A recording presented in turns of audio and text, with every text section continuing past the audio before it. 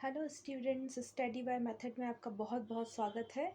आज मैं आपको ट्रिग्नोमेट्री का एक सम सॉल्व करने सिखाऊंगी कि इसे कैसे करते हैं। सबसे पहले आपको यहाँ पर क्वेश्चन दिखाई दे रहा है, cos theta upon 1 plus sine theta plus 1 plus sine theta upon cos theta is equal to 2 sec theta.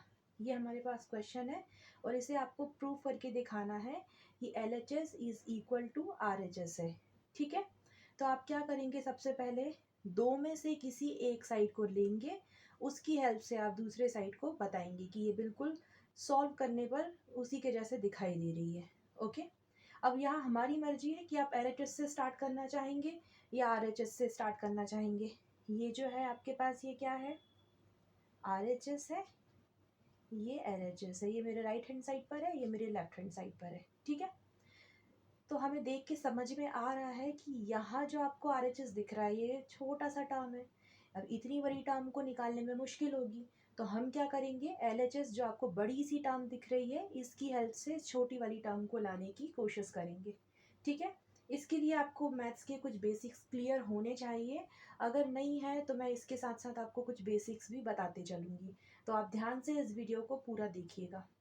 तो हम क्या करने वाले हैं, सबसे पहले मैं यहाँ पर एज इट इज़ LHS से स्टार्ट कर रही हूँ, इसलिए LHS को एज इट इज़ यहाँ पर लिख दूंगी। इसमें तो हमें कोई भी चेंजेस नहीं करना है, ऐसे लिख दीजिए।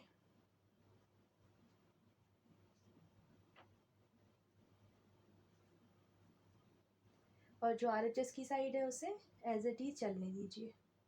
ठीक है, अब हम क्या करेंगे, हमारे पास क्या रास्ता है, आपको दिखाई दे रहा है जब भी इस टाइप का कोई क्वेश्चन देते हैं जिसमें आपको क्या दिया हो, n/d का फॉर्म दिया हो, मतलब यहाँ पर आपको दिख रहा है न्यूमिनेटर और नीचे दिख रहा है डिनोमिनेटर, कुछ इस टाइप का फॉर्म आपको अगर गिवन है तो आपके दिमाग में एक ही चीज़ आनी चाहिए, वो क्या है, LCM लेना। ठीक है, तो हम अभी इसका क्या कर लेंगे, नीचे वाली जो टर्म है उस पूरे का डिनोमिनेटर का LCM ले लेते हैं। तो कैसे लेंगे, पहले एक ऐसा कॉमन डिवाइड बना दीजिए।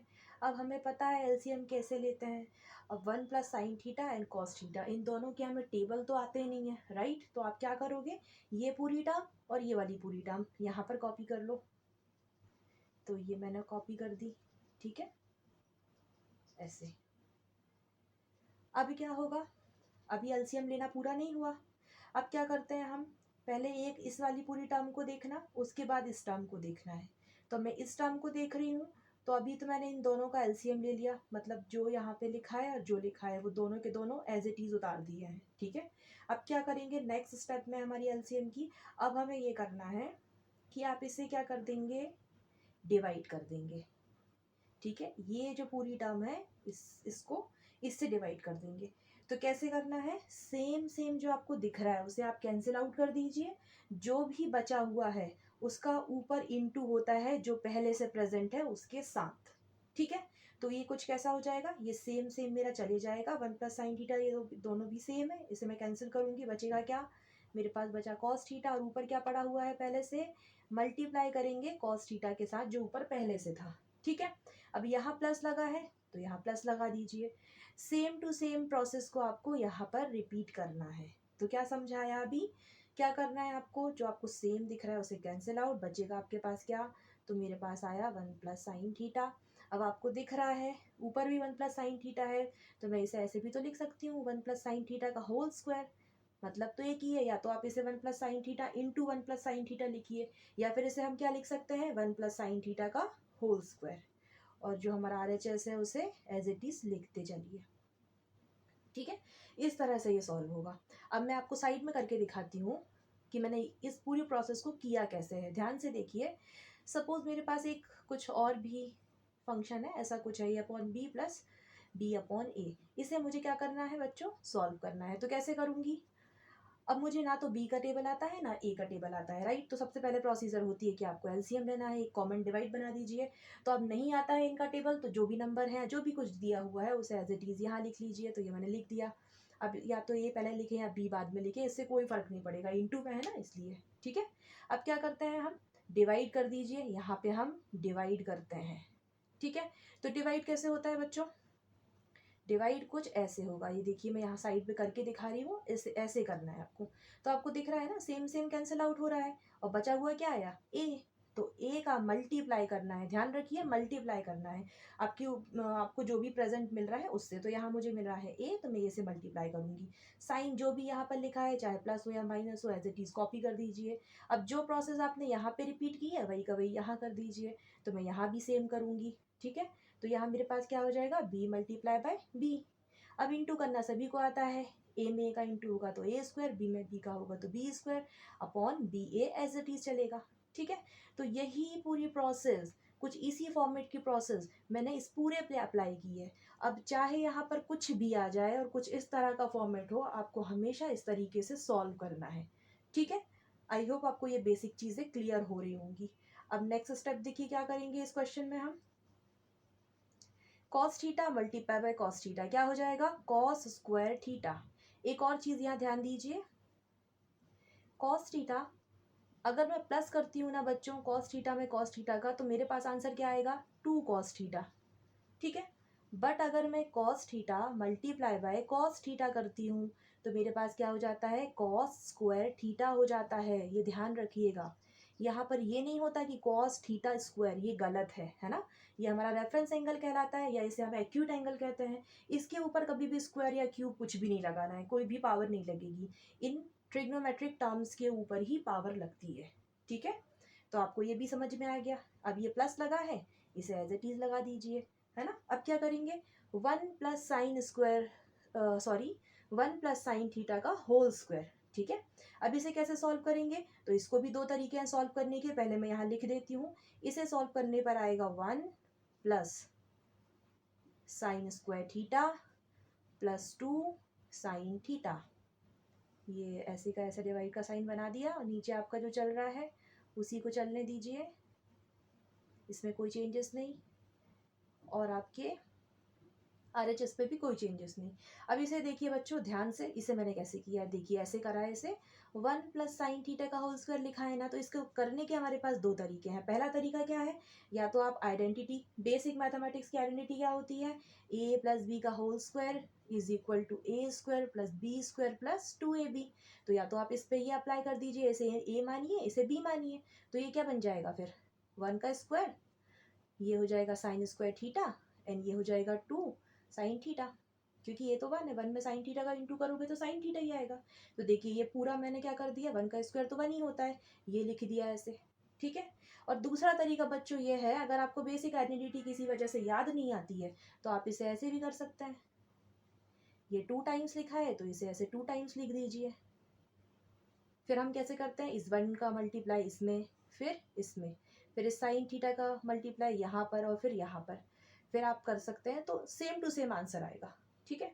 तो दोनों तरीके हैं, आपको जिससे भी आता हो आप कर दीजिए, आंसर तो सेम ही आने वाला है। तो मैंने यहाँ पर सिंपल a प्लस बी का होल स्क्वायर की आइडेंटिटी लगाई, ठीक है।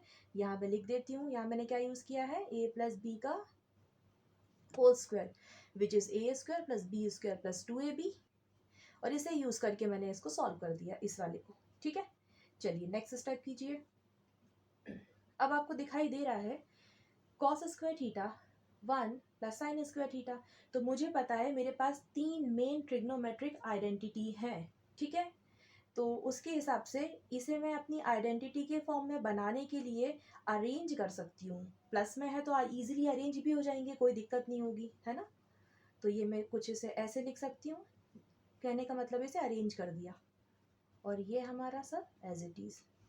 रीज़न समझ में आ रहा है आप लोगों को कि इसे अरेंज क्यों किया है, क्योंकि हमारे पास 3 जो ट्रिग्नोमेट्रिक आइडेंटिटी है उसका हम इस्तेमाल कर सकें, उसे हम यूज़ कर सकें। तो मैं यहाँ करने जा रही हूँ कौन सी आइडेंटिटी का use, cos² theta plus sin² theta is equal to 1। तो इसकी प्लेस पर आप 1 तो लिख सकते हैं, है ना। इस आइडेंटिटी को यूज़ करके इस पूरे को रिप्लेस कर दीजिए, इसकी जगह पर 1 लिख दीजिए, इसलिए मैंने इसे अरेंज करने का सोचा, ठीक है। तो मैं यहाँ इसकी प्लेस पे क्या लिख दूंगी अब, 1, और बाकी पूरा एज इट इज़ चलते रहेगा। नीचे भी आपका जो चल रहा था वो वैसे का वैसे ही चल रहा है, दिस इज़ थीटा, ओके। ये लिखा है मेरा cos थीटा, ये मेरा छोटा सा ब्रैकेट डाला हुआ है, ये आपका एज इट इज़ चल रहा है। अब 1 and 1 क्या हो जाएगा, 2, और ये फिर से एज इट इज़ चल रहा है, ओके। और नीचे वाला फंक्शन भी एज इट इज चालू है आपका, इसमें हम कोई चेंजेस नहीं कर रहे हैं, राइट। अब देखिए क्या करेंगे आप, यहाँ पे 2 एंड 2 एक से है, मतलब कॉमन निकाल लीजिए। तो मैं यहाँ पे 2 को कॉमन निकालूंगी तो अंदर क्या बचेगा, ब्रैकेट में 1 plus sine theta, bracket close. ये जो नीचे का फंक्शन है लिखा हुआ है टर्म, उसे एज इट इज लिख दीजिए, और ये भी आपका एज इट इज चल रहा है। अब इसे और थोड़ा सा ध्यान दीजिए, कॉमन निकालने का मतलब क्या होता है, देखिए मैंने क्या किया, 2 प्लस 2 साइन थीटा लिखा था ना, तो 2 एंड 2 दोनों एक जैसे दिख रहे हैं, तो मैंने एक से 2 करके ऐसे बाहर निकाला, ठीक है।